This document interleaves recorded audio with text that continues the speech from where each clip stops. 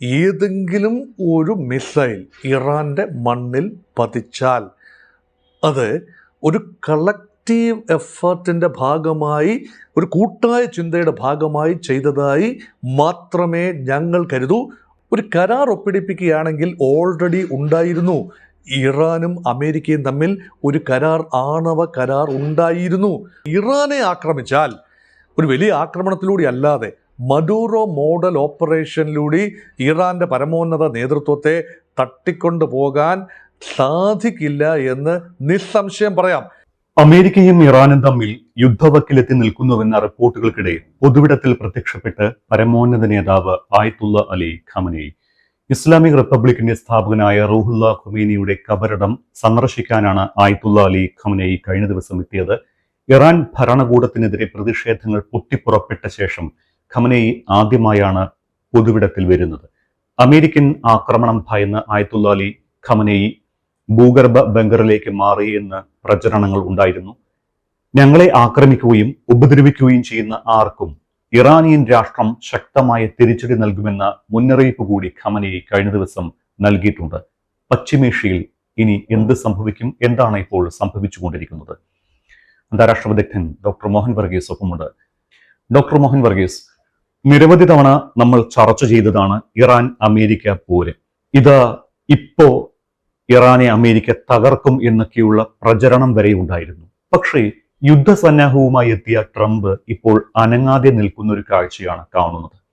ഇന്ന് ഇറാൻ പ്രശ്നം വീണ്ടും നമ്മൾ ചർച്ചയ്ക്കെടുക്കാൻ കാരണം അമേരിക്കൻ ആക്രമണം ഭയന്ന് ബങ്കറിലേക്ക് മാറ്റിയെന്ന് പ്രചാരണങ്ങൾ ഉണ്ടായിരുന്ന പരമോന്നത നേതാവ് ആയത്തുള്ള അലി ഖമനേയി പൊതുവിടത്തിൽ പ്രത്യക്ഷപ്പെട്ടതുകൊണ്ടാണ്. ഖമനേയി പൊതുവിടത്തിൽ വന്നത് എന്തിൻ്റെയെങ്കിലും സൂചനയാണോ? സാധാരണ ഇറാൻ്റെ പരമോന്നത നേതൃത്വം, അതായത് അത് മത നേതൃത്വമാണ്, അയത്തുള്ള അലി ഖമനേയിയാണ്. അദ്ദേഹം പൊതു ഇടങ്ങളിൽ അപൂർവമായി മാത്രമേ പ്രത്യക്ഷപ്പെടാറുള്ളൂ. ഈസിലി അവൈലബിൾ അല്ല. നീക്കങ്ങൾ വളരെ ഗൂഢമായിട്ടാണ്, ഗോപ്യമായിട്ടാണ്. അതുകൊണ്ട് അമേരിക്കൻ ആക്രമണ ഭീഷണി നേരിടുമ്പോൾ സ്വാഭാവികമായി ബുദ്ധിപരമായ ഒരു തീരുമാനം, ഈ അൾട്ടിമേറ്റ് ലീഡർഷിപ്പ് എന്ന് പറയുന്നത് ഈ വൾണറബിൾ ആകാൻ പാടില്ല, ദുർബലമാകാൻ പാടില്ല. അതുകൊണ്ട് വേണ്ട പ്രിക്കോഷൻ എന്ന നിലയിൽ, അതുകൊണ്ട് അണ്ടർഗ്രൗണ്ട് എന്നുള്ളതൊരു വാക്ക് മാത്രമാണ്, അത് ഉപരിതലത്തിന് അടിയിൽ പോയി എന്നല്ല, സുരക്ഷിതമായ ഒരിടത്തേക്ക് മാറുന്നു. പക്ഷേ ഒരു ബ്രേവ് ഫേസ് എന്ന നിലയിലാണ് ഇറാൻ്റെ പരമാധ്യക്ഷൻ ജനങ്ങളുടെ മുന്നിൽ വന്ന്, അല്ലെങ്കിൽ പൊതു ഇടത്ത് വന്ന്, മാധ്യമങ്ങളല്ല, മാധ്യമ സമ്മേളനം അല്ലല്ലോ, ഇടത്ത് വന്ന് പറയുകയാണ്, ചില കാര്യങ്ങൾ പറയുകയാണ്. അമേരിക്കയുടെ ത്രെട്ട് വരുന്നു. ട്രംപ് ഓപ്പൺ സ്പേസിൽ നിന്നുകൊണ്ടാണ് പറയുന്നത്. കാരണം ട്രംപ് വ്യക്തി എന്ന നിലയിൽ ഒരു സുരക്ഷാ ഭീഷണി നേരിടുന്നില്ല. അമേരിക്ക എന്ന ഭൂപ്രദേശം ഒരു സുരക്ഷാ ഭീഷണിയും ആ രീതിയിൽ ഇറാനിൽ നിന്നും നേരിടുന്നില്ല. തിരിച്ചങ്ങനെയല്ല. ഇറാൻ്റെ അടുത്ത് വലിയ രീതിയിലുള്ള അമേരിക്കൻ നാവിക വിന്യാസം ഉണ്ട്. അമേരിക്ക തന്നെ പറയുന്നത് ഇത് അർമാഡ എന്ന് പറയുന്ന വലിയ കപ്പൽ വ്യൂഹം. അത് വലിയ കപ്പൽ വ്യൂഹമൊന്നുമല്ല, പക്ഷേ ഒരു വലിയ വിമാനവാഹിനി കപ്പലുണ്ട്. അതിന് ചുറ്റും ഏതാനും കപ്പലുകളുണ്ട്. മറ്റ് കപ്പലുകൾ ആ പ്രദേശത്ത് ആകമാനം നിൽക്കുന്നു. അപ്പോൾ അതൊരു വലിയ ഒരു ബാറ്റിൽ ഫോർമേഷനാണ്. പക്ഷേ അമേരിക്കയുടെ മൊത്തം നാവിക ശക്തിയുടെ ഒരു ചെറിയ ഭാഗം മാത്രമേ അവിടെ പല കാരണങ്ങളാൽ വിന്യസിക്കാനാവൂ. അപ്പോൾ ഇതുകൊണ്ട് ഞങ്ങൾ പേടിക്കില്ല. കാരണം ഇങ്ങനെ സംഭവിച്ചാൽ, ഏതെങ്കിലും ഒരു മിസൈൽ ഇറാൻ്റെ മണ്ണിൽ പതിച്ചാൽ അത് ഒരു കളക്റ്റീവ് എഫേർട്ടിൻ്റെ ഭാഗമായി, ഒരു കൂട്ടായ ചിന്തയുടെ ഭാഗമായി ചെയ്തതായി മാത്രമേ ഞങ്ങൾ കരുതൂ. അതുകൊണ്ട് അമേരിക്ക ആൻഡ് ടീം എന്നാണ് ഞങ്ങൾ കരുതുന്നത്. അല്ല, അമേരിക്ക ഒറ്റയ്ക്കല്ല. അമേരിക്കയുടെ ഒപ്പം ഗൾഫ് മേഖലയിലെ GCC മേഖലയിലെ രാജ്യങ്ങൾ ഉൾപ്പെടെയുണ്ട്. അത് വ്യക്തമായി പറഞ്ഞാൽ അത് സൗദി അറേബ്യയും UAEയും ഒക്കെയാണ്. നമ്മുടെ പ്രവാസികൾ എന്തുകൊണ്ട് ഈ വിഷയം ഏറെ ആവർത്തി സംസാരിക്കേണ്ടി വരുന്നു എന്ന് ചോദിച്ചാൽ, രാഹുൽ മാങ്കൂട്ടത്തിലുമായി ബന്ധപ്പെട്ട വിഷയം ഒരു വ്യക്തിയുമായി ബന്ധപ്പെട്ട വിഷയമാണ്. അത് ഉയർത്തുന്ന കൗതുകം വളരെ വലുതാണ്, സമ്മതിക്കുന്നു. പക്ഷേ ഒരുപാട് പേരുടെ ജീവിതങ്ങളെ, ലക്ഷക്കണക്കിന് ആളുകളുടെ അല്ലെങ്കിൽ കോടിക്കണക്കിന് ആളുകളുടെ ജീവിതങ്ങളെ നേരിട്ടും അല്ലാതെയും ബാധിക്കുന്ന വിഷയമാണ്. ഇന്ത്യൻ പ്രവാസികൾ സൗദിയിലും UAEയിലും ഒമാനിലും ഖത്തറിലും ബഹ്റൈനിലും കുവൈറ്റിലുമുള്ളവർ, അവിടെയാണ് ഇന്ത്യൻ പ്രവാസികൾ. അവിടെ നിന്നാണ് കേരളത്തിൻ്റെ സമ്പദ് വ്യവസ്ഥയെ താങ്ങി നിർത്തുന്ന നല്ലൊരു പങ്ക് പണവും വരുന്നത് അവിടെ നിന്നാണ്. ഇപ്പം നമ്മൾ കേന്ദ്രം ഇപ്പോൾ ബഡ്ജറ്റിൻ്റെ അവതരണ സമയമാണല്ലോ, കേന്ദ്രം എത്രത്തോളം തന്നു തന്നില്ല എന്നതിനെക്കുറിച്ച് വലിയ ചൂട് പിടിച്ച വാദപ്രതിവാദമുണ്ട്. പക്ഷേ കേരളത്തിൻ്റെ മനുഷ്യവിഭവത്തിൻ്റെ നല്ല പങ്ക് മൂല്യവർദ്ധന വരുത്തി വിദേശങ്ങളിൽ ജോലി ചെയ്യുന്നവരാണ്. അവരിൽ തന്നെ ഗൾഫ് പ്രവാസികളാണ് കൂടുതലായി പണം ഇങ്ങോട്ട് അയക്കുന്നത്. അവരുടെ ഭൗതികമായ സുരക്ഷ ഒന്ന്, അവരുടെ ഫാമിലിയുടെ വെൽബീയിങ് ഒന്ന് അവിടെ. അതോടൊപ്പം തന്നെ അവർ മടങ്ങി വന്നാൽ കേരളം അനുഭവിക്കാൻ, മടങ്ങി വരേണ്ടി വന്നാൽ, ഒരിക്കൽ വന്നിട്ടുണ്ടല്ലോ കുവൈറ്റ് യുദ്ധം 1991 കുവൈറ്റ് യുദ്ധത്തിൻ്റെ സമയത്ത് ആളുകൾ വൻതോതിലാണ് അവിടെ നിന്ന് മടങ്ങി വന്നത്. അതുയർത്തിയ ആഘാതം കേരളത്തിന് അറിയാവുന്നതാണ്. അതുകൊണ്ടാണ് ഈ വിഷയം ഏത് നിമിഷവും ഒരു പൊട്ടിത്തെറിയിലേക്ക് നീങ്ങാം. അയത്തുള്ള അലി ഖമൈനി പറഞ്ഞിരിക്കുന്നത് എന്താണ്? ഞങ്ങൾ അമേരിക്കൻ താവളങ്ങൾ എവിടെയെല്ലാം ഉണ്ടോ അത് കുവൈറ്റ് എന്ന് വായിക്കാം, UAE എന്ന് വായിച്ചെടുക്കാം, അത് സൗദി അറേബ്യ എന്ന് വായിച്ചെടുക്കാം, ജോർദാൻ എന്ന് വായിച്ചെടുക്കാം, ഈ രാജ്യങ്ങളെല്ലാം ഉണ്ട്. ഖത്തർ എന്ന് വായിച്ചെടുക്കാം. ഖത്തറിലാണ് ഏറ്റവും വലിയ അമേരിക്കൻ വ്യോമതാവളം, അൽ ഉദൈദ് വ്യോമതാവളം. അവിടെ ഉറപ്പായി ആക്രമണം നടക്കാം. കഴിഞ്ഞ പ്രാവശ്യം നടന്നല്ലോ, ജൂൺ 2021 നടന്ന ആക്രമണം, 2025 നടന്ന ആക്രമണത്തിൽ അൽ ഉദൈദ് ആക്രമിക്കപ്പെട്ടല്ലോ. കാര്യമായ നാശനഷ്ടം ഉണ്ടായില്ലെന്ന് മറ്റൊരു കാര്യം. പക്ഷെ അതുകൊണ്ട് തീർച്ചയായും ഇത് ഓരോ ഇന്ത്യക്കാരൻ്റെയും, പ്രത്യേകിച്ച് ഓരോ മലയാളിയുടെയും കൺസേൺ ആയതുകൊണ്ടാണ് വീണ്ടും ഇത് പറയേണ്ടി വരുന്നത്. അതുകൊണ്ട് പലരും കമൻറ്റ് ബോക്സിലൊക്കെ പലപ്പോഴും സൂചിപ്പിക്കാറുണ്ട്, പിന്നെ സ്വാമി തേങ്ങ ഉടയ്ക്ക്. ആരാണ് ഉടയ്ക്കേണ്ടത്? ട്രംപ് കൊണ്ട് ബോംബിടണമെന്നാണോ നമ്മൾ ഉദ്ദേശിക്കുന്നത്? അതോ ഇറാൻ ഏകപക്ഷീയമായി അമേരിക്ക ആക്രമിക്കണമെന്നാണോ? ഇങ്ങനൊന്നും തേങ്ങ ഉടയ്ക്കാതിരിക്കട്ടെ, ഒരു നാശനഷ്ടം ഉണ്ടാകാതിരിക്കട്ടെ, ലോക സമാധാനം ഉണ്ടാകട്ടെ എന്ന് ആഗ്രഹിച്ചുകൊണ്ടാണ് പലപ്പോഴും കാര്യങ്ങൾ ചെയ്യുന്നത്. പക്ഷേ സാഹചര്യങ്ങൾ വിലയിരുത്തി ഏറ്റവും ലേറ്റസ്റ്റായ അയത്തുള്ള അലി ഖമൈനി അണ്ടർഗ്രൗണ്ടിൽ പോയി എന്ന സാഹചര്യവും അല്ല, ഇപ്പോൾ സർഫസിൽ വന്നതിന് ശേഷം എല്ലാവരോടുമായി പറയുന്നു, ഇതാ യുദ്ധത്തിന് തങ്ങൾ തയ്യാറാണ് എന്ന് പറയുമ്പോൾ അതിൻ്റെ അർത്ഥതലങ്ങൾ വായിച്ചെടുക്കാനുള്ള എളിയ സംരംഭം മാത്രമാണ് ഇപ്പോൾ ചെയ്തുകൊണ്ടിരിക്കുന്നത്. ഇവിടെ മറ്റൊരു കാര്യം നമ്മൾ വായിച്ചെടുക്കേണ്ടത് ഖമനേയി പറഞ്ഞ ചില കാര്യങ്ങളാണ്. അതായത്, ഇത്തവണ അവർ ഒരു യുദ്ധത്തിന് മുതിർന്നാൽ അത് പ്രാദേശികമായ ഒരു വലിയ യുദ്ധമായി മാറുമെന്ന് അമേരിക്കക്കാർ അറിഞ്ഞിരിക്കണം. ഞങ്ങൾ യുദ്ധം തുടങ്ങുന്നവരല്ല, ആരോടും അനീതി കാണിക്കാൻ ഞങ്ങൾ ആഗ്രഹിക്കുന്നില്ല, ഒരു രാജ്യത്തെയും ആക്രമിക്കാൻ ഞങ്ങൾക്ക് പദ്ധതിയില്ല. എന്നാൽ ആരെങ്കിലും അതിമോഹം കാട്ടുകയോ ആക്രമിക്കാനോ ഉപദ്രവിക്കാനോ തുനിയുകയോ ചെയ്താൽ ഇറാനിയൻ ജനത അവർക്ക് ശക്തമായ തിരിച്ചടി നൽകും. ആയത്തുള്ള അലി ഖമനിയുടെ വാക്കുകളാണ് ഇത്. ഇത് സൂചിപ്പിക്കുന്നത് ഇപ്പോഴും യുദ്ധഭീതി ഒഴിഞ്ഞിട്ടില്ല എന്ന് തന്നെയാണ്. ഇറാൻ നയം വ്യക്തമാക്കിയിരിക്കുന്നു, തങ്ങളായി ആക്രമിക്കില്ല, പക്ഷെ തങ്ങളെ ആക്രമിച്ചാൽ തിരിച്ചടി ഉണ്ടാവും. അത് വളരെ ലോജിക്കൽ ഒരു കാര്യമല്ലേ? ഏത് രാജ്യത്തെയാണ് ആക്രമിച്ചാൽ തിരിച്ചടി ഉണ്ടാകാത്തത്? ഒരു രാജ്യത്തിൻ്റെ ഉദാഹരണം മാത്രമേ നമുക്ക് പറയാനുള്ളൂ, അത് വെനിസ്വേലയാണ്. വെനിസ്വേല എന്ന് പറയുന്നത് ഇതുമായി കമ്പയർ ചെയ്ത് നോക്കേണ്ട കാര്യമല്ല. വെനിസ്വേലയെ അമേരിക്കൻ സൈന്യം അല്ലെങ്കിൽ മുൾമുനയിൽ നിർത്തി ഈ ക്യൂബൻ കമാൻഡേഴ്സിനെ ഉൾപ്പെടെ സ്തബ്ധരാക്കിക്കൊണ്ട് മഡൂറോ എന്ന പ്രസിഡന്റിനെയും അദ്ദേഹത്തിൻ്റെ പ്രിയ പത്നിയെയും തൂക്കിയെടുത്തുകൊണ്ട് അമേരിക്കയിൽ പോയി ഇപ്പോൾ വിചാരണ ചെയ്യുകയാണ്. അതുപോലൊരു സാഹചര്യം അല്ലല്ലോ ഇറാനിലെ സാഹചര്യം. അതുകൊണ്ട് ഇറാനെ ആക്രമിച്ചാൽ ഒരു വലിയ ആക്രമണത്തിലൂടെ അല്ലാതെ മഡൂറോ മോഡൽ ഓപ്പറേഷനിലൂടെ ഇറാൻ്റെ പരമോന്നത നേതൃത്വത്തെ തട്ടിക്കൊണ്ടു പോകാൻ സാധിക്കില്ല എന്ന് നിസ്സംശയം പറയാം. കാരണം ആ രീതിയിലുള്ള സെറ്റപ്പാണ് ഇറാൻ്റെ ഉള്ളിലുള്ളത്. IRGC എന്ന് പറയുന്നത് ആനയും കൂനയും ഒന്നുമല്ല. പക്ഷേ IRGC എന്ന് പറയുന്നത് ഒരു ഫൈറ്റിംഗ് ഫോഴ്സ് മാത്രമല്ല എന്നോർക്കണം. അത് ഗവൺമെൻറ് തുടരുന്നു എന്ന് ഉറപ്പുവരുത്താനുള്ള ഘടനാപരമായ ഒരു സായുധ സംവിധാനമാണ്. അയത്തുള്ള അലി ഖമേനിയുടെ വ്യക്തിപരമായ പ്രൊട്ടക്ഷൻ, ഇറാനിയൻ ഗവൺമെൻറ്റിൻ്റെ പ്രൊട്ടക്ഷൻ, ഇറാനിയൻ സ്ഥാപനങ്ങളുടെ പ്രൊട്ടക്ഷൻ, അതുമായി ബന്ധപ്പെട്ട് ഇറാൻ്റെ സമ്പദ് വ്യവസ്ഥയുടെ ആണിക്കല്ലായ ഈ ഓയിൽ ഇൻഡസ്ട്രി അത് കോർഡിനേറ്റ് ചെയ്ത് കൊണ്ടുപോകുന്നു. അതുകൊണ്ടാണ് IRGC കുറേ പഴി കേൾക്കുന്നത്. അവിടുത്തെ വ്യവസായ താല്പര്യങ്ങൾ, സാമ്പത്തിക താല്പര്യങ്ങൾ IRGCയുടെ ഉന്നത നേതാക്കൾക്കുള്ളത് അഴിമതിക്ക് വഴിവെക്കുന്നു എന്ന പരിഭവം അവിടുത്തെ ജനങ്ങൾക്കുണ്ട്. പക്ഷേ IRGC എന്നത് ഒരു വലിയ സംവിധാനമാണ്, അതിൽ വിള്ളലുകൾ വീണിട്ടില്ല. പക്ഷേ ഇസ്രയേൽ ഉൾപ്പെടെയുള്ള രാജ്യങ്ങൾ IRGCയുടെ അകത്തളങ്ങളിൽ കയറി ചില മോളുകൾ പ്ലാൻ ചെയ്തുകൊണ്ടാണ് പല വിവരങ്ങളും സംഘടിപ്പിക്കുന്നത്, ചാരസംഘടനകൾ. അത് എല്ലായിടത്തും അങ്ങനെയാണ് കുറേ സ്ഫോടനങ്ങൾ അവിടെ നടന്നത്. ഇറാനുള്ളിൽ കഴിഞ്ഞ ഇറാൻ ഇസ്രായേൽ യുദ്ധ സമയത്ത് ഇറാൻ്റെ പല മിലിറ്ററി പേഴ്സണലും വധിക്കപ്പെട്ടു, രഹസ്യാന്വേഷണ സംവിധാനത്തിൻ്റെ തലപ്പത്തുള്ള പലരും വധിക്കപ്പെട്ടു, ആണവ ശാസ്ത്രജ്ഞന്മാർ വധിക്കപ്പെട്ടു. ഇതെല്ലാം കാരണം ഈ രഹസ്യ സംവിധാനങ്ങളാണ്. പക്ഷേ ഇതിനെല്ലാം ഇപ്പോൾ കഴിഞ്ഞ 6 മാസം, യുദ്ധം കഴിഞ്ഞുള്ള 6 മാസം കൊണ്ട് ഏതാണ്ട് എല്ലാ പഴുതുകളും അടച്ചുകൊണ്ട് ഇറാൻ അറിയാമല്ലോ ഇസ്രയേലിൻ്റെ വക പ്ലാന്റിംഗ് ഓഫ് മോൾസ് ഉണ്ടാകുമെന്നറിയാമല്ലോ. അമേരിക്കയുടെ രഹസ്യാന്വേഷണ സംവിധാനം CIA ഹൈപ്പർ ആക്റ്റീവ് ആകും ഇറാനുള്ളിൽ എന്ന് അറിയാൻ ഇറാന് കഴിയും. അതുകൊണ്ടാണ് എല്ലാ പ്രതിരോധ സംവിധാനങ്ങളും എടുത്തു. അതിനുശേഷമാണ് ഇറാൻ പറയുന്നത് തങ്ങളായി ആക്രമിക്കാൻ വരുന്നില്ല, പക്ഷേ ഇങ്ങോട്ട് ആക്രമിച്ചാൽ മേഖല മുഴുവൻ യുദ്ധം നേരിടേണ്ടി വരും. ഇനി എന്താണ് ആ മേഖല എന്നും കൂടി പറഞ്ഞാലേ അത് വ്യക്തമാകൂ. ഞാൻ നിങ്ങളുടെ ഒരു മാപ്പ്, ഒരുപക്ഷെ ആ വീഡിയോയിൽ ഒരു മാപ്പ് കൊടുക്കാൻ സാധിക്കുമായിരിക്കും. ആ മാപ്പിൻ്റെ സഹായത്തോടു കൂടി അതൊന്ന് വിശദീകരിക്കാൻ ശ്രമിക്കാം. കാരണം ഗൾഫ് എന്ന് പറയുന്നത് ഉൾക്കടലാണ്, പേർഷ്യൻ ഗൾഫ്.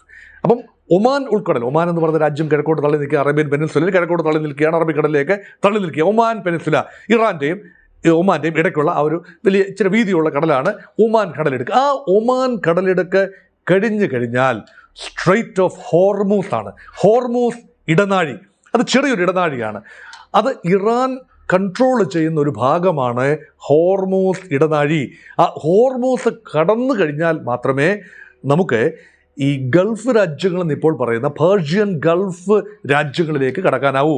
UAE-യിലേക്കോ അല്ലെങ്കിൽ ഖത്തറിലേക്കോ ബഹ്റൈനിലേക്കോ കുവൈറ്റിലേക്കോ ഒക്കെ പോകണമെങ്കിൽ ഈ പേർഷ്യൻ ഗൾഫ് കടക്കണം.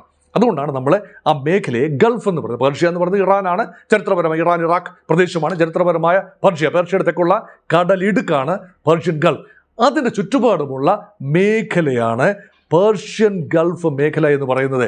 പേർഷ്യൻ ഉൾക്കടലിനോട് ചേർന്ന് കിടക്കുന്ന സമുദ്ര അതിർവരമ്പുകളുള്ള സ്ഥലങ്ങളാണ് Iran, Kuwait, Saudi Arabia, Qatar, അതുപോലെ ഒമാൻ, UAE, ബഹ്റൈൻ. ഈ രാജ്യങ്ങൾ കൃത്യമായി പേർഷ്യൻ ഗൾഫ് കടലിനോട് ചേർന്ന് കിടക്കുന്ന സമുദ്ര തീരമുള്ള സ്ഥലങ്ങളാണ്. ഈ തീരങ്ങളുള്ള സ്ഥലങ്ങളിൽ എല്ലാം തന്നെ അമേരിക്കയുടെ സൈനിക വിന്യാസമുണ്ട്. 9 മേജർ കേന്ദ്രങ്ങളും ചില മൈനർ കേന്ദ്രങ്ങളും ഉൾപ്പെടെ 19ഓളം സായുധ കേന്ദ്രങ്ങൾ, സൈനിക കേന്ദ്രങ്ങൾ ഈ രാജ്യങ്ങളിലെല്ലാമായിട്ടുണ്ട്. പേർഷ്യൻ ഗൾഫ് മേഖലയുടെ അടുത്ത് കിടക്കുന്ന ഇറാഖിന് അവിടെ സമുദ്രതീരം ആ രീതിയിൽ ഉണ്ട്, ചെറിയൊരു സമുദ്രതീരമാണുള്ളത്. അതുപോലെ പിന്നെ സിറിയ, ഇവിടെ എല്ലാം അമേരിക്കൻ താവളങ്ങളുണ്ട്. ഭരണമൊക്കെ വേറെയാണ്, പക്ഷേ അമേരിക്കൻ താവളങ്ങളുണ്ട്. ഇത് മുഴുവൻ കൺട്രോൾ ചെയ്യുന്നത് യഥാർത്ഥത്തിൽ അമേരിക്കൻ താല്പര്യമനുസരിച്ചാണ്. അവിടങ്ങളിലെ ഭരണകൂടങ്ങൾക്ക്, ഉദാഹരണത്തിന് ഈ ജോർദാൻ്റെ രാജാവിന് അമേരിക്കയുടെ ഹിതമനുസരിച്ചല്ലാതെ ഒന്നും ചെയ്യാനാവില്ല. പരമാവധി ചെയ്യാനാവുന്നത് സൗദി അറേബ്യയും UAE-യും കഴിഞ്ഞ ആഴ്ച ചെയ്തതുപോലെ അമേരിക്കൻ താവളങ്ങൾ തങ്ങളുടെ മണ്ണിൽ നിന്നുകൊണ്ട് ഇറാനെതിരെ ഓപ്പറേറ്റ് ചെയ്യാനാണ് ആഗ്രഹിക്കുന്നതെങ്കിൽ അതിന് തങ്ങൾ അനുവാദം ഇപ്പോൾ നൽകുന്നില്ല എന്ന് പറഞ്ഞു വയ്ക്കുകയാണ്. ആത്യന്തികമായി അവരുടെ അനുവാദമില്ല എങ്കിലും കപ്പലുകളിൽ നിന്നും മറ്റ് അനുവാദമുള്ള ഇടങ്ങളിൽ നിന്നും, ജോർദാനിൽ നിന്നും പറന്നുയരാം, അല്ലെങ്കിൽ മറ്റേതെങ്കിലും മേഖലകളിൽ നിന്ന് അമേരിക്കൻ താവളങ്ങളിൽ നിന്ന് പറന്നുയരാം, ഡീഗോഗാർഷ്യയിൽ നിന്ന് പറന്നുയരാം. യുദ്ധം ആകാശങ്ങളിൽ മാത്രമാണ് ഉണ്ടെങ്കിൽ സംഭവിക്കുമെന്ന് പറയാൻ ഞാനാളല്ല, സംഭവിക്കുമെങ്കിൽ ആകാശത്തൂടെ മാത്രമുള്ള മിസൈൽ വർഷവും എയർക്രാഫ്റ്റ് ഉപയോഗിച്ചുള്ള കൃത്യമായ ആക്രമണവും തന്നെയായിരിക്കും. അങ്ങനെ സംഭവിച്ചാൽ ഒരു റിറ്റാലിയേഷൻ ഉണ്ടാകും. ഇതിനൊരു മിലിറ്ററി പാരഡൈം കൂടെ നോക്കേണ്ടതുണ്ട്. ഇതാണ് ഈ first strike is not going to be by Iran എന്നാണ് പറയുന്നത്. ഇറാൻ അങ്ങനെ ഫസ്റ്റ് സ്ട്രൈക്ക് നടത്തുന്നു എങ്കിൽ അതിൻ്റെ മറ്റൊരു പേരുണ്ട്, പ്രീ എംപ്റ്റീവ് സ്ട്രൈക്ക് എന്ന് പറയും. തങ്ങൾ ആക്രമിക്കപ്പെടും എന്ന ഒരു ഭീഷണി ഉണ്ടെങ്കിൽ മുൻകൂട്ടി ശത്രുവിനെ ആക്രമിക്കുന്നതിനാണ് പ്രീ എംപ്റ്റീവ് സ്ട്രൈക്ക്. ഈ പ്രസ്താവനയെ നമ്മൾ തലനാരിഴയ്ക്ക് പരിശോധിച്ചാൽ ഖൊമൈനി പറഞ്ഞത് ഒരു യുദ്ധത്തിലൊക്കെ ഉള്ള കാര്യം പറയുമോ എന്നുള്ള മറ്റൊരു കാര്യമാണ് കേട്ടോ. പക്ഷേ അങ്ങനെ ശരിയായി ആണ് പറഞ്ഞിട്ടുള്ളതെങ്കിൽ പ്രീ എംപ്റ്റീവ് സ്ട്രൈക്കിന് തങ്ങൾ മുതിരില്ല. ഇനി അമേരിക്കൻ വിമാനവാഹിനി കപ്പലായ USS എബ്രഹാം ലിങ്കനെ തങ്ങളുടെ അന്തർവാഹിനികളിൽ നിന്നുള്ള ടോർപീഡോകൾ മുക്കാൻ ശ്രമിക്കില്ല എന്നാണ് അർത്ഥം. അല്ല എങ്കിൽ ഇറാന്റെ ഭാഗത്തു നിന്ന് ഏകപക്ഷീയമായി കുറേ മിസൈലുകൾ ഇസ്രായേലിനെതിരെ അയക്കും എന്ന് പ്രതീക്ഷിക്കേണ്ട. തങ്ങളായി ആക്രമിക്കില്ല. പക്ഷെ തങ്ങൾ ആക്രമണ വിധേയമായാൽ അത് അമേരിക്കയുടെ ഭാഗത്തു നിന്നാണ് ആക്രമണം ഉണ്ടാകുന്നതെങ്കിൽ പോലും അമേരിക്കയുടെ എല്ലാ സഖ്യരാജ്യങ്ങളെയും, ആ മേഖലയിലെ എല്ലാ രാജ്യങ്ങളെയും തങ്ങൾ ആക്രമിക്കും. അതിലൊരു വിട്ടുവീഴ്ചയും ഉണ്ടാവില്ല. അതുകൊണ്ടാണ് ആ മേഖല മുഴുവൻ യുദ്ധത്തിലേക്ക് വലിച്ചിഴക്കപ്പെടും. അതുകൊണ്ട് തങ്ങളെ ആക്രമിക്കരുത് എന്ന് പറയുന്ന ഒരു ഡിറ്ററൻറ്റ് റെറ്ററിക്കാണ് ആയത്തുള്ള അലി ഖൊമൈനിയുടെ ഭാഗത്തു നിന്ന് വന്നിട്ടുള്ളത്. ഇവിടെ ഖമനി മുന്നറിയിപ്പ് നൽകിയതിന് പിന്നാലെ ഇറാനുമായി ഒരു കരാറിലെത്താൻ സാധിക്കുമെന്ന് താൻ പ്രതീക്ഷിക്കുന്നതായാണ് അമേരിക്കൻ പ്രസിഡന്റ് ഡൊണാൾഡ് ട്രംപ് ഇതിന് മറുപടി നൽകിയിരിക്കുന്നത് എന്ന് വേണമെങ്കിൽ പറയാം. അദ്ദേഹത്തിന്റെ വാക്കുകൾ അങ്ങനെയാണ്. ശരിക്കും യുദ്ധത്തിന് വന്ന ട്രംപ് മലക്കം മറിയുകയാണ്. കരാർ എന്നത് ഒരു സാധ്യതയാണ്. അമേരിക്കയ്ക്ക് എന്താണ് വേണ്ടത്? ഒരു കരാറിന് വേണ്ടിയാണ് എങ്കിൽ ഇങ്ങനെയൊന്നും ചെയ്യേണ്ടതില്ലല്ലോ. ഇങ്ങനെ ദോഷേകതർക്കുകൾ അത് പറയും. ഒരു കരാറാണ്, ഇറാനെ കൊണ്ട് ഒരു കരാർ ഏർപ്പെടുപ്പിക്കുകയാണെങ്കിൽ എന്തിനാണ് ഇത്രയധികം പടപ്പുറപ്പാട്? കുറച്ചുകൂടി നയതന്ത്രത്തിന് കുറച്ചുകൂടി മാന്യതയില്ലേ? ഭീഷണിപ്പെടുത്തി ഒപ്പിടിപ്പിക്കേണ്ടതാണോ ഒരു കരാർ? ഇത് ന്യായമായ ചോദ്യമാണ്. അന്താരാഷ്ട്ര നോംസ് അനുസരിച്ച് ഒരു ന്യായമായ ചോദ്യമല്ലേ? അപ്പം ഇവിടെ ഒരു കരാർ ഒപ്പിടിപ്പിക്കുകയാണെങ്കിൽ ഓൾറെഡി ഉണ്ടായിരുന്നു. ഇറാനും അമേരിക്കയും തമ്മിൽ ഒരു കരാർ, ആണവ കരാർ ഉണ്ടായിരുന്നു. അത് ഡൊണാൾഡ് ട്രംപ് കഴിഞ്ഞ പ്രാവശ്യം പ്രസിഡന്റായി വന്നപ്പോൾ ആ കരാറിൽ നിന്നും ഏകപക്ഷീയമായി ഡൊണാൾഡ് ട്രംപ് പിന്മാറിയതാണ്. അപ്പം പിന്നെ അതേ കരാർ തന്നെ, ഈ കരാറിൽ എനിക്ക് വിശ്വാസമില്ല എന്ന് പറഞ്ഞ പിന്മാറിയ ഡൊണാൾഡ് ട്രംപ് വീണ്ടും ഒരു കരാർ ഉണ്ടാകണമെന്ന് പറഞ്ഞാൽ രണ്ട് കാര്യത്താൽ അത് ന്യായമല്ല. ഒന്ന്, ഈ കരാർ പൂർണ്ണമായി ഇറാൻ അംഗീകരിച്ചു കൊള്ളും എന്ന് നിർബന്ധമുണ്ടോ? ഇപ്പോൾ പറഞ്ഞ ഇറാനെതിരെ അമേരിക്ക പറയുന്ന ഒരു കാര്യം ഇതാണ്, IAEA കരാർ അനുസരിച്ച് അന്താരാഷ്ട്ര ആണവോർജ agency, international atomic energy agency IAEA തുടർച്ചയായി പരിശോധനകൾ നടത്തി ആണവ സമ്പുഷ്ടീകരണം ആയുധവൽക്കരിക്കാൻ വേണ്ടി ഇറാൻ ഉപയോഗിക്കുന്നില്ല എന്ന് സർട്ടിഫൈ ചെയ്യണം. അതാണ് ഒരു കണ്ടീഷൻ. അതിനായി ആണവ നിലയങ്ങൾ തുറന്നു കൊടുക്കണം. അതിനായി ഇറാൻ സഹകരിക്കണം. മുൻകാലങ്ങളിൽ കാര്യമായ സഹകരണം ഉണ്ടായില്ല എന്ന് പറഞ്ഞുകൊണ്ടാണ് ഇപ്പോൾ കരാറിൽ നിന്നും ട്രംപ് ഏകപക്ഷീയമായി മുൻപ് പിൻവാങ്ങിയത്. അതേ സാഹചര്യം ഇപ്പോഴും നിലനിൽക്കുന്നു. കരാർ ഒപ്പിടുകയും ഇറാൻ മുഖം തിരിഞ്ഞു നിൽക്കുകയും ചെയ്താൽ വീണ്ടും ആ കരാർ അസ്ഥാനത്താവില്ലേ? അതൊന്ന്. രണ്ട്, കരാറാണോ മുഖ്യം? ഇവിടെ ഇറാൻ ആണവ ശേഷി വികസിപ്പിക്കുന്നു എന്ന സൂചനയുണ്ട് എങ്കിൽ എന്തു വില കൊടുത്തും അമേരിക്കയും ഇസ്രയേലും അത് നശിപ്പിക്കാൻ മുന്നിട്ട് വരില്ലേ? അതിനുവേണ്ടി തന്നെയല്ലേ B-2 ബോംബേഴ്സിനെ ഉപയോഗിച്ചുകൊണ്ട് 2025 ജൂണിൽ വൻപൻ ബോംബാക്രമണമല്ലേ നടത്തിയത്? ഇറാൻ്റെ ആ ബോംബാക്രമണം നടത്തി ഇറാൻ്റെ ആണവ പദ്ധതികളിൽ നിന്ന് പിന്തിരിപ്പിക്കാനായിരുന്നുവെങ്കിൽ മുൻകൂട്ടി അറിയിക്കാതെ വേണമായിരുന്നു നടത്താൻ. ഇറാൻ രാമാനം ഫിസൈൽ മെറ്റീരിയൽ ഭാഗികമായി സമ്പുഷ്ടീകരിച്ച യുറേനിയം, അതായത് 235 യുറേനിയം U-35 ഇത് സുരക്ഷിതമായി ഒരിടത്തേക്ക് മാറ്റിയല്ലോ. അപ്പോൾ ഇത് എന്തൊക്കെയോ ഉള്ളുകള്ളികൾ, അന്തർധാര അവിടെയുണ്ട്. സെലക്റ്റീവ് ലീക്കേജ് ഓഫ് ഇൻഫർമേഷൻ നടന്നിരിക്കാൻ സാധ്യതയുണ്ട്. അതുപോലെ ഇറാൻ അമേരിക്കൻ താവളത്തെ ആക്രമിക്കുന്നതിന് മുൻപ് വേണ്ട സൂചനകൾ കൊടുത്തല്ലോ, തങ്ങൾ ഇത് ആക്രമിക്കാൻ പോവുകയാണ്. ഇനി ഇറാൻ ഇസ്രയേലിനെ ആക്രമിക്കുന്നതിന് മുൻപ് പോലും ചില സൂചനകൾ കൊടുത്തു, ഞങ്ങളിത് ആക്രമിക്കാൻ പോകുന്നു എന്ന് മുൻപ് സൂചന കൊടുത്തതാണ്. അപ്പോൾ ഇങ്ങനെ സൂചനകളൊക്കെ കൊടുത്ത ഒരു ആക്രമണമെന്ന് പറയുമ്പോൾ ഇതൊക്കെ ഒരു ഒത്തുകളിയല്ലേ എന്ന് മാറി നിന്ന് ഈ സാഹചര്യം വീക്ഷിക്കുന്നവർക്ക് തോന്നിയാൽ അവരെ കുറ്റപ്പെടുത്താനാവുമോ? അതുകൊണ്ട് ഇവിടെ ഒരു കരാർ തന്നെയാണോ ഡൊണാൾഡ് ട്രംപ് പ്രതീക്ഷിക്കുന്നത്, അതോ ഒരു ഭരണമാറ്റമാണോ? ആ ഭരണമാറ്റം ഉണ്ടാക്കാൻ തക്ക ഒരു സാഹചര്യം ഇറാനിൽ ഇപ്പോഴുണ്ടോ എന്ന കാര്യങ്ങളാണ് ഇപ്പോൾ കൂടുതലായി പരിശോധിക്കേണ്ടത്. തങ്ങൾക്കെതിരെ ഒരു ആക്രമണം ഉണ്ടായാൽ ഇസ്രായേൽ അടക്കമുള്ള അമേരിക്കൻ സഖ്യകക്ഷികൾക്ക് നേരെ മിസൈൽ വർഷം ഉണ്ടാകുമെന്നാണ് ഇറാൻ വീണ്ടും മുന്നറിയിപ്പ് നൽകിയിരിക്കുന്നത്. ഇതുകൊണ്ടാണോ അമേരിക്ക ഇറാൻ ആക്രമണം ഇത്രയും വൈകിപ്പിക്കുന്നത്? സ്വാഭാവികമായി മിസൈൽ വർഷമുണ്ടാവുമല്ലോ. രണ്ടാവർത്തി 100 കണക്കിന് മിസൈലുകൾ ഇറാൻ ഇസ്രയേലിനെതിരെ തൊടുത്തു. അത് ചരിത്രത്തിൻ്റെ ഭാഗമായി മാറി. അതുകൊണ്ടുണ്ടായ ഡാമേജ് എന്ന് പറയുന്നത് കാര്യമായ ഡാമേജ് ഇല്ല എന്ന് പറയുന്നു. കാരണം ഇസ്രയേലിൻ്റെ വ്യോമ പ്രതിരോധ സംവിധാനങ്ങൾ അത് പുണർന്ന് പ്രവർത്തിച്ചതുകൊണ്ടാണ്. അയൺ ഡോമും ഡേവിഡ് സ്ലിങ്ങും ആരോ സംവിധാനവും എല്ലാം തന്നെ പ്രവർത്തിച്ചു. ഇപ്പോൾ ഇപ്പോൾ ഏറ്റവും വൈകി കിട്ടുന്ന വിവരം അനുസരിച്ച് പേട്രിയോട്ട് മിസൈലുകളുടെ വലിയ ശേഖരമാണ് ഇസ്രയേലിലേക്ക് അമേരിക്ക ഇപ്പോൾ നൽകിയിരിക്കുന്നത്. അത് വ്യാപകമായ പേട്രിയോട്ട് മിസൈലുകൾ, അതായത് വ്യോമ പ്രതിരോധ മിസൈലാണ്, അമേരിക്കയുടെ മിസൈലാണ് പേട്രിയോട്ട് സംവിധാനം, വർഷങ്ങളായിട്ടുള്ള സംവിധാനമാണ്. അതെല്ലാം തന്നെ വിന്യസിക്കപ്പെട്ടിരിക്കുന്നു എല്ലായിടത്തും. അതുകൊണ്ട് ആയിരക്കണക്കിന് മിസൈലുകൾ ഇറാനിൽ നിന്ന്, ഇറാൻ്റെ സ്ട്രെങ്ത് മിസൈലാണ്, വിമാനങ്ങളല്ല. വീണ്ടും നമുക്കത് പറയേണ്ടി വരുന്നു. ഇറാന് കാര്യമായ എയർഫോഴ്സ് ഇല്ല, ഉള്ളത് തന്നെ പഴഞ്ചൻ വിമാനങ്ങളാണ്. അത് ഉപരോധം കാരണം ഈ വിമാനങ്ങളുടെ ഘടകങ്ങൾ കിട്ടാനില്ല, അത് പുതുക്കാൻ സാധിക്കുന്നില്ല. അതുകൊണ്ട് ഇറാനിയൻ വിമാനങ്ങൾ പറന്നുയർന്ന് അയൽ രാജ്യങ്ങളിൽ കാര്യമായ നാശനഷ്ടം ഉണ്ടാക്കുമെന്ന് ഇപ്പോഴത്തെ നിലയിൽ നിഗമനത്തിലെത്താൻ പറ്റില്ല. പക്ഷേ മിസൈലുകൾ അങ്ങനെയല്ല. വിവിധ ദൂരപരിധിയിലുള്ള വിവിധ ശ്രേണികളിലുള്ള വേണ്ടി വന്നാൽ വലിയ രീതിയിലുള്ള പേലോഡ് വഹിക്കാൻ കഴിയുന്ന അല്ലെങ്കിൽ പോർമുനകൾ വഹിക്കാൻ കഴിയുന്ന ഭാരമുള്ള പോർമുനകൾ, അതീവ വിനാശകാരികളായ പോർമുനകൾ വഹിക്കാൻ കഴിയുന്ന മിസൈലുകളുണ്ട്. അതിൽ ചിലതെങ്കിലും ഹൈപ്പർസോണിക് മിസൈലുകളാണ്, ശബ്ദാതിവേഗ മിസൈലുകളാണ്. അതെല്ലാം തന്നെ പൂർണ്ണമായി തടുക്കാനാവില്ല. അതുപോലെ ഇറാന് ക്ലസ്റ്റർ ബോംബുകളുണ്ട്, മിസൈലുകൾ പായിക്കുകയും ആ മിസൈലുകൾ തടുക്കണമെങ്കിൽ ആ മിസൈലിനെ ആകാശത്ത് വെച്ച് പ്രതിരോധിക്കാൻ പറ്റും. ഹീറ്റ് സെർച്ചിങ് മിസൈലുകളുണ്ട്, anti ballistic ABM anti ballistic മിസൈലുകളുണ്ട്. പക്ഷേ ആകാശത്ത് വെച്ച് തന്നെ പൊട്ടിത്തെറിച്ച് നൂറുകണക്കിന് ഖണ്ഡങ്ങളായി ചെറിയ പീസുകളായി മിസൈലുകളായി തറയിലേക്ക് പതിക്കുന്നതിനെ ഓരോ ഖണ്ഡത്തെയും തകർക്കാൻ പറ്റുന്ന പ്രതിരോധ സംവിധാനങ്ങളില്ല. അങ്ങനെയുള്ള മിസൈല് ഇറാൻ വികസിപ്പിച്ചെടുത്തതായി സൂചനയുണ്ട്.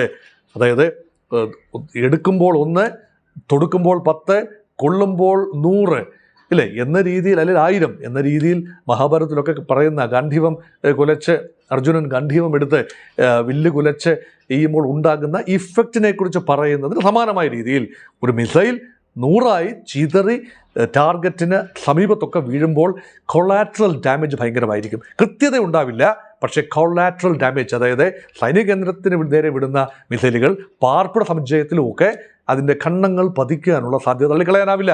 ഇതിന് കാര്യമായ പ്രതിരോധമില്ല എന്നതാണ് വാസ്തവം. അത് എവിടെയാണെങ്കിലും അതിന് പ്രതിരോധമില്ല. അതുകൊണ്ട് മിസൈലുകൾ അയക്കുമെന്ന ഭീഷണിയെ തീരെ നിസ്സാരവൽക്കരിച്ച് കളയുന്നതിൽ വലിയ ലോജിക്കില്ല. അതുകൊണ്ട് അതിനുള്ള സാഹചര്യം ഒരുക്കണം. ഇനി അതിനുള്ള സാഹചര്യം എങ്ങനെ ഒരുക്കാം? 1, ഏകപക്ഷീയമായി കണ്ണടച്ച് തുറക്കുന്ന സ്പീഡിൽ ഇറാൻ്റെ വ്യോമ പ്രതിരോധ സംവിധാനങ്ങളെ ഒറ്റയടിക്ക് തീർക്കാൻ സാധിക്കണം. അതിനുള്ള ഫയർ പവർ അമേരിക്കയ്ക്കും ഇസ്രായേലും ഉണ്ടോ എന്നാണ്. ഒറ്റയടിക്ക്. അതായത് ഇറാൻ വലിയ രാജ്യമാണ്, ജനസംഖ്യയല്ല, അത് ഭൂമി കൊണ്ട് വലിയ രാജ്യമാണ്. ഈ രാജ്യത്തെ വിവിധ ഇടങ്ങളിൽ വിന്യസിച്ചിരിക്കുന്ന എല്ലാ മിസൈൽ പ്രതിരോധ സംവിധാനങ്ങളെയും റേഡാർ സംവിധാനങ്ങളെയും ഒറ്റയടിക്ക് തകർക്കുന്നത് അചിന്ത്യമായ കാര്യമാണ്. അതൊന്ന്. 2, ഇറാൻ്റെ വിമാനങ്ങൾ പറന്നുയരുന്നില്ല എന്ന് ഉറപ്പുവരുത്തണം. വിമാനത്താവളങ്ങൾ ബോംബ് ചെയ്യേണ്ടി വരും. 2, അതിനേക്കാൾ പ്രധാനമാണ് ഇറാൻ്റെ മിസൈൽ ശേഖരം 5-6 വ്യത്യസ്തമായ ഇടങ്ങളിൽ ഗുഹകൾക്കുള്ളിൽ വലിയ പർവ്വത നിരകൾക്ക് അടിയിൽ ഒളിപ്പിച്ച് വെച്ചിരിക്കുകയാണ്. അതേക്കുറിച്ച് കൃത്യമായ ധാരണ ഒരുപക്ഷെ അമേരിക്കയ്ക്കും ഇസ്രായേലിനും ഉണ്ടാവാം. പക്ഷേ അവിടങ്ങളിലേക്ക് മിസൈൽ പതിപ്പിക്കുകയും ഈ മിസൈലുകളൊന്നും മാറ്റാനാവാത്ത രീതിയിൽ വിന്യസിക്കപ്പെട്ട മിസൈലുകളെ ആക്രമിക്കാൻ ബുദ്ധിമുട്ടാണ്. അത് ഒന്നൊന്നായി ഇരിക്കുകയാണ്, നൂറുകണക്കിന് ഇടങ്ങളിൽ വിന്യസിച്ചിരിക്കുകയാണ്. മൊബൈൽ ലോഞ്ചറുകൾ ഉണ്ടാവാം. വലിയ ലോറിയുടെ ട്രക്കിൻ്റെ പുറത്ത് മിസൈൽ വെച്ചിട്ട് അത് ലോഞ്ച് പാഡായിട്ട് ഉപയോഗിക്കുന്ന, അത് ഇടയ്ക്കിടയ്ക്ക് സ്ഥാനം മാറും. അത് ഡിറ്റക്ട് ചെയ്യാനും ലൊക്കേറ്റ് ചെയ്യാനും ഓരോന്നായും ആക്രമിക്കാനും വിമാനങ്ങൾ തന്നെ ചിലപ്പോൾ വേണ്ടി വന്നേക്കാം. പക്ഷേ ഇതങ്ങനെയല്ല. മിസൈലുകൾ ശേഖരിച്ച് വെച്ചിരിക്കുന്ന ഇടങ്ങളിൽ പ്രീ എംപ്റ്റീവ് സ്ട്രൈക്കിലൂടെ ഇറാൻ്റെ പൂർണ്ണമായ ടീത്ത് ഒഴിവാക്കാൻ സാധിക്കും. ടെക്നിക്കലി ഇതെല്ലാം പറയുന്നത് വെറും സാങ്കേതികത മാത്രമാണ്. ടെക്നിക്കലി ഹൈപ്പോത്തറ്റിക്കലി സാധിക്കും. അപ്പോൾ അതിനൊക്കെയുള്ള ഒരു മുതിരൽ അമേരിക്ക ചെയ്യുമോ? അമേരിക്കയും ഇസ്രായേലും ചേർന്ന്, അമേരിക്ക മാത്രമായിട്ടല്ല, അമേരിക്കയുടെ ഏത് ഓപ്പറേഷനും പൂർണ്ണമായി ഇസ്രായേലിൻ്റെ പങ്കാളിത്തം ഉണ്ടാകും. ഇസ്രായേലിൻ്റെ ഓപ്പറേഷന് മുമ്പിൽ അമേരിക്കൻ പങ്കാളിത്തം ഉണ്ടാകും. നേരത്തെ ഉള്ളതിൽ നിന്നും വ്യത്യസ്തത, ഇസ്രായേലായിരുന്നു മുൻകൈയെടുത്തതും ഇറാനെ ആക്രമിച്ചതുമെങ്കിൽ ഇപ്രാവശ്യം അമേരിക്ക ആക്രമിക്കുന്നു. ജൂനിയർ പാർട്ട്ണറായി ഇസ്രായേൽ ഉണ്ടാകുന്നു. ഒരു അറബ് രാജ്യവും തങ്ങളുടെ സൈന്യത്തെ ഇറാന് നേരെ ഉപയോഗിക്കില്ല. ഒരു അറബ് രാജ്യവും തങ്ങളുടെ ആയുധങ്ങൾ ഇറാന് നേരെ ഉപയോഗിക്കില്ല. പക്ഷേ അറബ് രാജ്യങ്ങളിലാണ് അമേരിക്കയുടെ സൈനിക സന്നാഹങ്ങൾ എന്നതുകൊണ്ട് തിരിച്ചുള്ള പ്രത്യാക്രമണം പ്രതീക്ഷിക്കുകയും ചെയ്യാം. അതുകൊണ്ടാണ് മിസൈലുകൾ അയക്കും എന്ന ഭീഷണിയെ കേവലം തമാശയായി തള്ളിക്കളയാത്തതും അത് ഗൗരവമായിട്ട് എടുക്കുന്നതും കൊണ്ടുകൂടിയാണ് യുദ്ധം വൈകുന്നത്. ഇപ്പോൾ വൈകുന്നു എന്ന് എനിക്ക് പറയാനാവൂ. നാളെ എപ്പോഴാണ് യുദ്ധം ഉണ്ടാകുന്നത് എന്ന് പറയാനാവില്ല. ഉണ്ടാകുമോ എന്ന് പറയാനും ഞാനോ എന്നെ കേൾക്കുന്ന നിങ്ങൾക്കോ അത് കഴിയില്ല. നമുക്ക് സാകൂതം ഈ ഡെവലപ്മെൻറ്റ് വീക്ഷിക്കാം. ആ സാഹചര്യങ്ങൾ വളരെ നിഷ്പക്ഷമായി വിലയിരുത്തുകയും ചെയ്യാം. അത് മാത്രമാണ് നമുക്ക് ചെയ്യാനാവുക.